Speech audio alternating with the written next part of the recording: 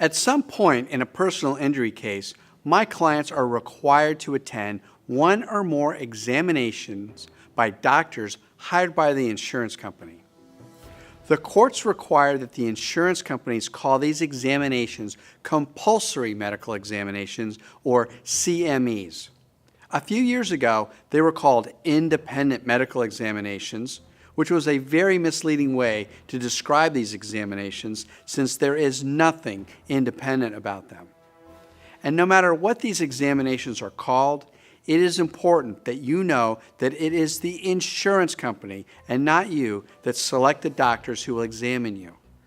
These doctors are willing to take time away from treating patients in order to sell their time to the insurance company. Typically, the insurance company has worked with these doctors for years and in many cases have paid them individually over $1 million. There are a few reasons why doctors are willing to perform these compulsory medical examinations. One, as I already mentioned, they get paid very well. Some doctors have been paid several millions of dollars by working for insurance companies. Usually, a compulsory medical exam doctor gets paid a lot more to perform these insurance exams than they do for treating real patients. Also, CME doctors do not have to worry about things like submitting bills to insurance and collections and having to wait to get paid. With the insurance company writing their checks, it sidesteps the normal financial burden that treating doctors experience every day. And two, they have no malpractice exposure. In other words, they have no duty to the person being examined, and they are not treating them, and therefore, they only represent the insurance company's interests and not yours. If and when you are required to attend a compulsory medical examination, here are a few additional things that are important for you to know. It's very important that you arrive on time because of penalties if you are late. Also, it's important to know that we almost always send a videographer to videotape the entire examination. We do this to protect our clients' rights. By videotaping the examination, we can make sure that the doctor does not make up any stories by saying you could touch your toes when you could not. Also, it creates a record about what you and he said during the examination. We have found in the past that there are many doctors working for insurance companies who will be less than forthright regarding our client's performance and our client's statements to the doctor. By videotaping the entire examination, we are able to more fully protect our client. If you arrive at the examination and there's no videographer there, you should wait and not allow the doctor to begin the examination until you are protected with your videographer. Also, some insurance company doctors will ask that you disrobe. This may be appropriate provided they give you a medical gown to wear during the examination. Also, the videographer is instructed not to film you during this portion of the examination. And here's a tip of something you should do to help yourself. I highly recommend that you go see your own treating physician before the insurance examination, and then again after the insurance examination. By having your own doctor examine you both before and after the insurance company examination, you sandwich the insurance company doctor's examination with your doctor's exams. So when the insurance company doctor says that you had no restrictions in your range of motion, yet your treating doctor who saw you the day before and the day after the insurance examination has notes of the restrictions in your range of motion, this will be your proof that the insurance company doctor's opinion should not be believed. Some insurance doctors will attempt to perform invasive testing, but be advised, they are not permitted to use any needles or make any cuts on your body. At the most, they're allowed to test your reflexes and sensitivity to touch.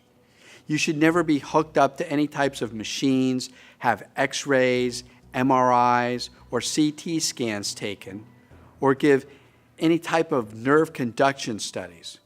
If the doctor attempts to do any of these types of tests, you should politely refuse and call your attorney, and if you need to, leave the examination until this matter can be resolved. The doctor will ask questions about the accident and what physical and/or mental problems related to the accidents you have experienced. This should not be like a deposition where they ask you hundreds of questions. When they ask you to explain how the accident happened, be careful in your explanation, and your explanation should be in simple terms. You should not get into details of the distances, time, speed, or other things that relate to the liability or fault of the crash. I've seen insurance doctors come into court and say that you admitted that the accident was all your fault, or something like you said that you admitted that you ran a red light. So if you are pressed for details about distance, speed, time, and other information about liability or fault, please tell the doctor that you've explained that in your deposition and that he can get a copy of that deposition from the attorney working for the insurance company that's paying him to do this examination. You are not going to sit there and answer a million questions. You are there for an examination, not a deposition. They will also ask about your medical history. Please be accurate about your medical history. If you forget to tell the doctor about any of your prior problems that you may have had in the past, they may suggest that you were less than honest with them. Some of my clients have a notebook that they bring with them to all their doctor's appointments to make sure that they accurately tell the doctors about their prior medical history. It's important that you show the doctor where it hurts. If there are certain physical activities which tend to make your condition worse, it's far better for the doctor to be able to examine you when you're having a relatively bad day. If you know that cutting the grass on Sunday makes you feel bad on Monday, and the examination is on Monday, then cutting the grass on Sunday will help you and the doctor identify the areas where you are having problems. And you need to know that the compulsory medical examination will begin in the doctor's parking lot. Many insurance company doctors will take the time to watch you get out of your car and walk into the building. They will continue to watch you while you're waiting for the examination and watch how you get up from the chair in the waiting room. During the examination, they will observe your movements, such as how you take off your shoes. When you have a back injury, they will certainly make a note of the type of shoes you are wearing. High-heeled shoes and back injuries do not go together. And when the exam with the doctor is over, you will even be watched as you exit the building and return to your car. Quite often, the insurance company doctor will ask you what your doctors have told you. Your reply should be short and simple.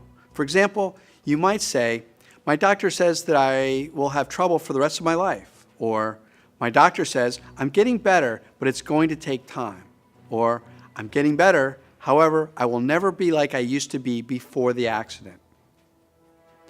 Watch out for last-minute changes.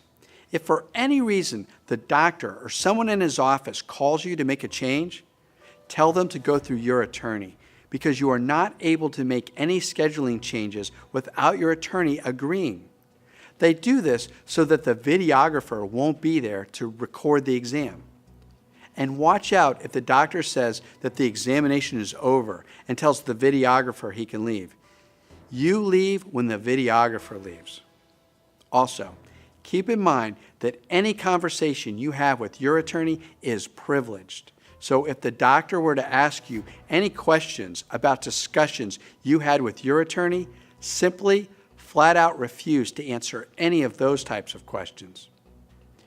Typically, the insurance doctors will come to court and testify that A, you were not hurt, or B, if you are hurt, it's not because of the accident, or C, you are faking or over-exaggerating your pain, or D, you're only bringing this lawsuit in hopes of obtaining money and not because you're injured.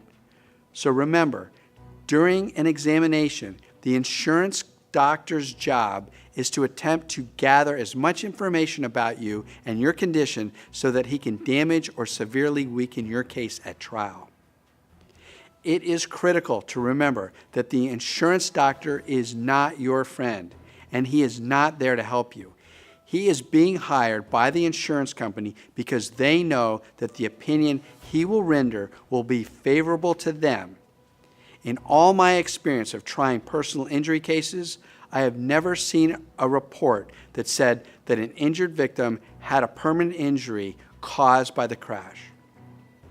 I hope you find this information helpful and are able to use it to help protect your rights in the event that you are examined by the insurance company's doctors or experts in the future.